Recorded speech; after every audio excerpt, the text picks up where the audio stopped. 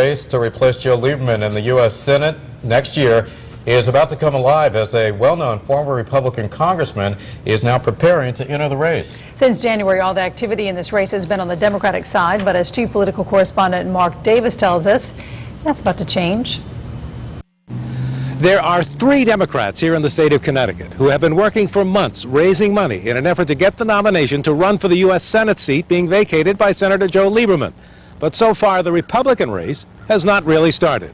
It appears that will all change by the end of this month. Sources tell News 8 that former Congressman Chris Shays has decided to get back into elective politics and run for the GOP Senate nomination.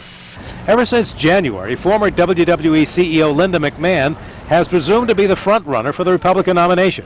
She told me back then that it was a strong possibility. She said it again today. I'm leaning towards getting into the race, but I'll let you know definitely in another 4 to 6 weeks. But something happened last week that's changed the Republican landscape.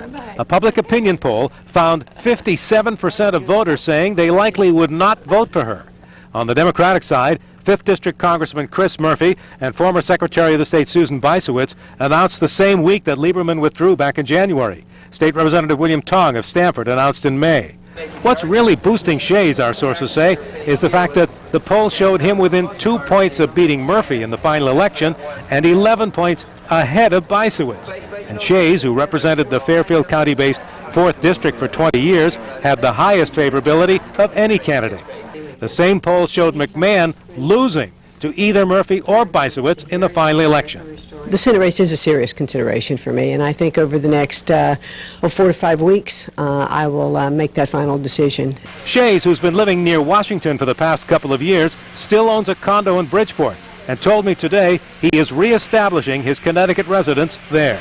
The new Connecticut Republican State Party chairman, Jerry Labriola, is in Florida this week, telling top Republicans from around the country that he thinks the GOP has a good shot at winning the Senate seat here in Connecticut next year. In Waterbury, Mark Davis, News 8.